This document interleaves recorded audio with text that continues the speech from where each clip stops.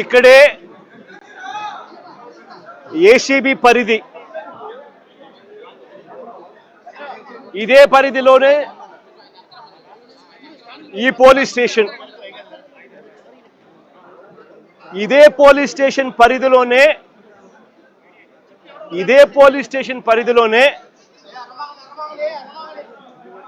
ఈ తల్లి, నా ముందరనే నా పక్కనే ఉన్న ఈ తల్లి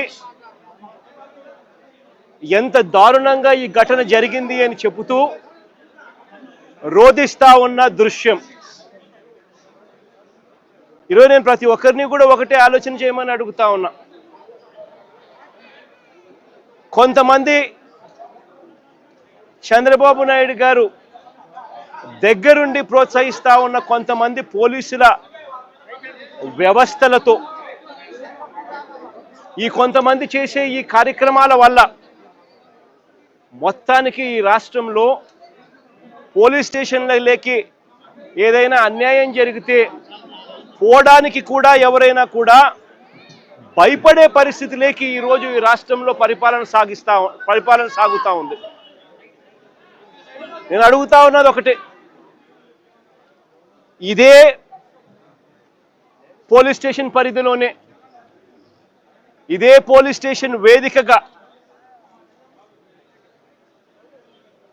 ఈ పోలీస్ స్టేషన్ పరిధిలో ఉన్న ఏసీబీ కార్యాలయం, ఈ పోలీస్ స్టేషన్ పరిధిలోనే కమిషనరేట్ కార్యాలయం, అంటే సిపి, ఏసీపీ,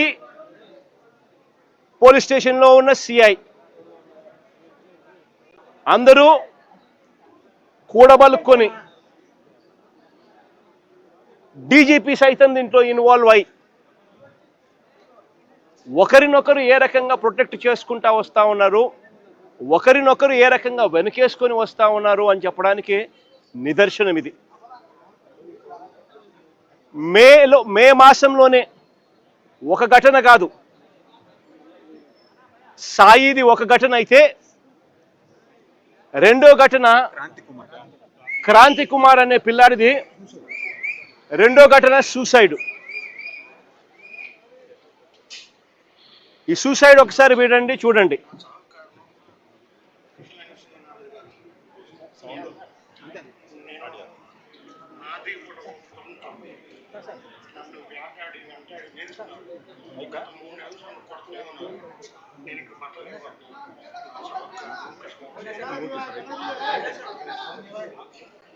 ఈ క్రాంతి కుమార్ అనే అబ్బాయి ఆత్మహత్య చేసుకున్నాడు. పలాని సిఐ, పలాని పోలీస్ స్టేషన్ పరిధి రోజు నన్ను కొడతా ఉన్నాడు, నేను తట్టుకోలేకపోతా ఉన్నాను, నా చావుకు కారణం తానే అని చెబుతూ మరణ వాంగ్మూలం ఇస్తూ తాను ఆత్మహత్య చేసుకున్న పరిస్థితి. అది మే మాసంలోనే మే 9వ తారీఖున సాయి ఘటన కూడా జరిగింది. మే 9వ తారీఖు నుంచి ఈ తల్లి తన కొడుకుకు జరుగుతా ఉన్న అన్యాయమైన పరిస్థితిని చూడలేక తల్లిని పోలీస్ స్టేషన్లోకి పిలిచి నీ కొడుకు ఫోటోకు దండేసుకో అని చెప్పి ఏకంగా సిఐ మాట్లాడుతూ తల్లిని హేళనగా మాట్లాడమే కాకుండా చివరకు తన సాయి అనే ఆ పిల్లాడి చావుకు కూడా కారణమయ్యే పరిస్థితిలోకి పోతే, ఆ రోజు నుంచి 9వ తారీఖు నుంచి ఆ తల్లి ప్రతిరోజు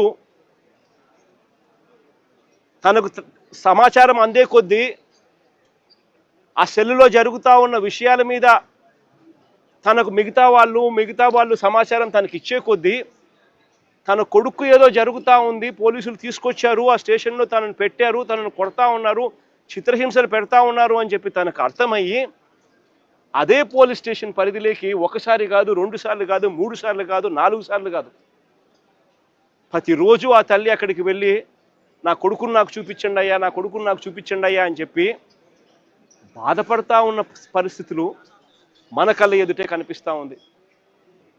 ఇది జరిగిన ఘటనను చూసుకొని ఈ తల్లితో పాటు ఆ అబ్బాయి చిన్నమ్మనేమ్మ లాయరు దుర్గమ్మ, ఆ లాయరు, వాళ్ళిద్దరూ డీజీపీ ఆఫీస్కు వెళ్ళి ఆ దుర్గమ్మ లాయర్ డీజీపీ ఆఫీస్కి వెళ్ళి రాతపూర్వకంగా ఇది జరుగుతూ ఉంది అని చెప్పి ఏకంగా కంప్లైంట్ ఇవ్వడం జరిగింది. కంప్లైంట్ ఇస్తే ఆ కంప్లైంట్ ఏమైంది, చివరికి చెత్తబుట్టలెక్కి డీజీపీకి కంప్లైంట్ ఇవ్వడం, డీజీపీ సిపికి పంపించడం, సిపి యాక్షన్ తీసుకోవాల్సింది పోగా సిపి ఏం చేస్తూ ఉన్నారు, తల్లి దగ్గరికి మిగతా వాళ్ళని పంపించి బేరం పెట్టించే కార్యక్రమం చేస్తూ ఉన్నారు. ఖచ్చితంగా ఏదో జరిగింది, నా కొడుకు ఏదో జరిగింది అని చెప్పి ఆ తల్లికి పూర్తిగా అర్థమై జూన్ 2వ తారీఖున హైకోర్టులో హీబియస్ కార్పస్ పిటిషన్ వేసి నా కొడుకును వీళ్ళు హత్య చేసినారు, నా కొడుకు కనిపించడం లేదు, నా కొడుకును దయచేసి నాకు చూపించండి అని చెప్పి తల్లి ఆవేదనతో పిటిషన్ వేసినారు. కోర్టు ఇంటర్వ్యూన్ అయ్యి హీబియస్ కార్పస్ మీద స్పందించే కార్యక్రమం చేస్తే ఆ తర్వాత